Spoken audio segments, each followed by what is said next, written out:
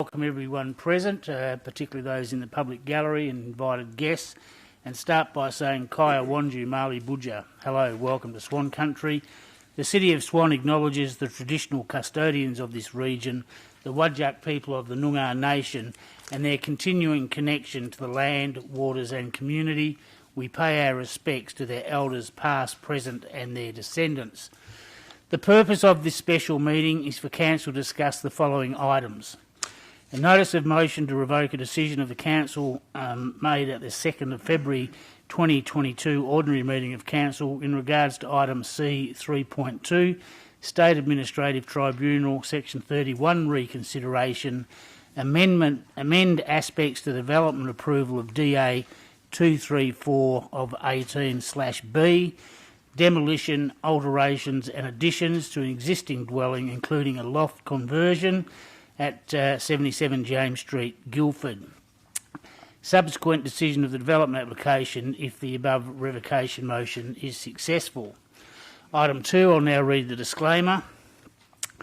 The City of Swan disclaims any liability for any loss arising from any person or body relying on any statement, discussion, recommendation or decision made during this meeting. Where an application for an approval, a licence or the like is considered or determined during this meeting, the City warns that neither the applicant nor any other person or body should rely upon that discussion or determination until written notice of either an approval and the conditions which relate to it or the refusal of the application has been issued by the City. Please note that this meeting is being live streamed. The recording will also be archived and made available on the Council website after the meeting. And if you choose to participate in the meeting during public question time, public statement time, it is assumed your consent is given for the audio to be recorded. I'd ask everyone to please keep your comments respectful to the Council and other members of the community. Visual images of the public will not be captured. Conditions of entry. No electronic, visual or audio recording or transmitting device or instrument is permitted to be used. A person who breaches this provision of the City of Swan Meeting Procedures Local Law 2019 will be required immediately to leave the premises. Item 3, attendance and apologies. Leave of absence, I have nil. Apologies, I have apologies from Councillor Prodovnik, the CEO, Jeremy Edwards, and I note that Councillor Richardson is the only other councillor not in attendance, and I note that she has previously declared a financial interest in this item. Are there any other that's for attendance and apologies. Item 4, declarations of financial proximity interest or interest affecting impartiality. Have I received any, Mr CEO?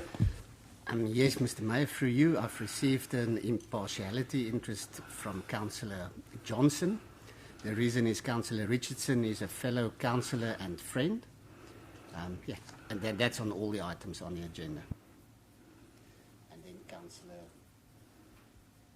Howlett, but I haven't received it from her yet. You can complete the form, and is it along the same reason? Thank you. Any others, Councillor? Councillor Knight? If you can please complete the form and have it passed up to the CEO. Any other declarations, councillors? Then we'll move on to item 5, public question time, and there's nil requests made to make public question times. So we'll move on to item 6, deputations, and before I call the first in-person deputation, I'll ask that councillors note that we've received a written deputation from Mrs Christine Hughes, President of the Guildford Association. And before we receive the deputation, is there any councillor wish to move behind closed doors? Okay, then I'll call on Mr Alex McGlue from Lavin Legal to come forward, and you'll have 5 minutes to make your deputation. Thanks, Mr McGlue. I'll try and tell you when you've got about 1 minute left. Thank you, and thank you, councillors, for the opportunity to speak on this item tonight that is very important for my client. I am here representing Mr Richardson, the property owner who sits next to me, and I wish to try to persuade you this evening that your decision of the 2nd of February was the correct and preferable decision and should be maintained, and that to go backwards on that could open a regrettable Pandora's box in many respects. Now, there are 4 different reasons that I want to take councillors through as to why the 2 February decision should be maintained. The first of these reasons is that I am strongly of the view that the 2 February decision was the correct decision and that the council got it right. Now, to provide some useful context, there is already a development approval in place for this property from 2018. In 2021, council voted to approve some amendments, but imposed some conditions on that amendment application. My client then commenced SAT proceedings in relation to 3 particular items that fell out of that amendment determination, and those items are a balcony, a front fence, and the gazebo. Following the commencement of the SAT proceedings, the parties went through the mediation process, had some very useful discussions, some changes to the proposal were put forward, and the SAT made reconsideration orders. And on the 2nd of February, council made a resolution that is acceptable to my client, and if it stands, will see the end of the SAT proceeding and the end of any issues regarding this matter. In turning to the substance of it and why the decision of the 2nd of February is correct in my view, well, in relation to the front fence, what has been authorised is clearly an improvement on what's already there. There's currently a chain link fence. In relation to the gazebo, now the gazebo is approved, but the issue is whether or not that should have a 30 centimetre setback. Now, I would respectfully challenge anybody in the room to articulate how the neighbour to the south materially benefits from a 30 centimetre setback. So my submission to you is that that is not a point anyone should bother revisiting. Now, it looks like the main controversy in this matter is perhaps the balcony. But if there's one point that you take away from my presentation today, I want it to be this. The basic structure is already approved, already has a development approval. The 2018 development approval authorises a veranda structure in the exact same location of very similar design. What this amendment application basically does is to have that same structure but to allow somebody to stand on top of it and use it as a balcony. So structurally, and in terms of appearance, there's barely any change proposed. Now, as I understand, Mr. Russell will surely attest to, in terms of visual privacy, this balcony complies with the R codes. In terms of visual privacy, there is no discretion to be exercised. If this went to a final SAT hearing, the SAT would not find against my client on visual privacy. You could bet your house on it. Now, in terms of heritage, the balcony was, number one, supported by a report from a heritage consultant procured by my client. But perhaps more importantly, the Heritage Council of Western Australia has not expressed any objection to the balcony. So I would urge councillors to listen to the advice of their planning officers and of their lawyers, which I don't know what that advice is, but reading between the lines, it was a successful mediation. And you have 1 minute left, thank you. Thank you. So I had four reasons why the decision of 2 February should stand. The second reason is that there's no new information that's been tabled. This should not be a matter of council merely changing its mind. If there was new information tabled, it might be different. There is none. The third point, if this decision is revoked, it will lead to an escalation in legal proceedings. My client will either have to take this to a final hearing in the tribunal, will have to take the SAT's decision of last week to the Court of Appeal. It may even be that the revocation decision today, if it's made, is the subject of judicial review.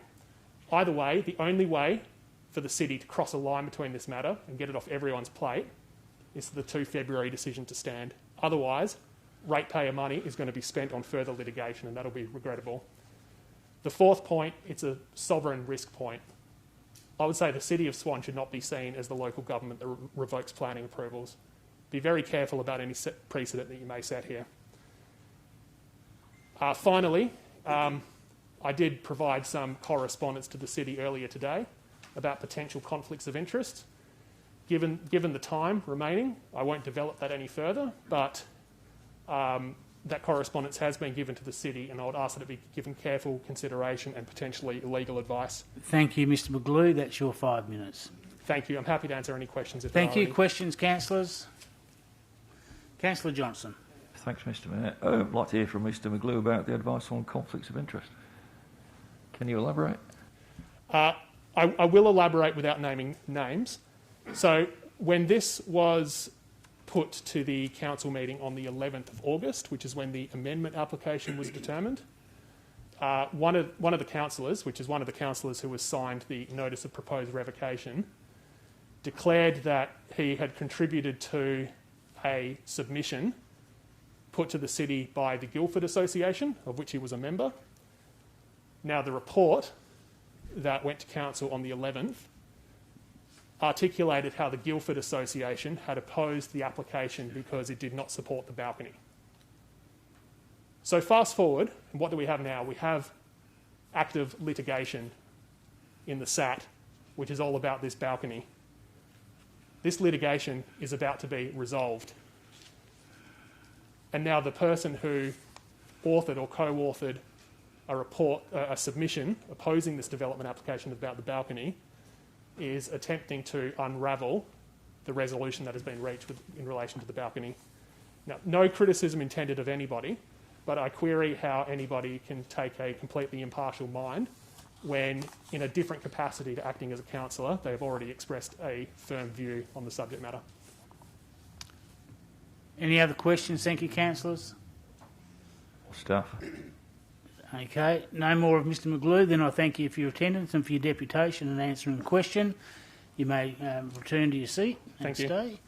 Thank you. And Councillor Johnson, you have a question of staff. Yeah, just to elaborate, can we get some information either from the staff or a lawyer present? If one councillor declared that they had contributed to a GA report that opposed the balcony, and he's now and has signed the revocation motion, and he's planning to participate in this meeting, what sort of issue have we got there? Excuse me, Mr Mayor. Councillor, could you drop your mic a little bit lower?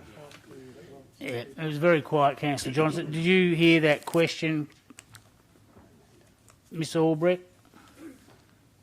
Thank you. If I can refer to you. Through you, Mr Mayor, yes, I did hear the question. I would suggest that the council goes behind closed doors to discuss that matter because it will be requiring legal advice. I move the motion. You're moving that way, Councillor Bowman. I am.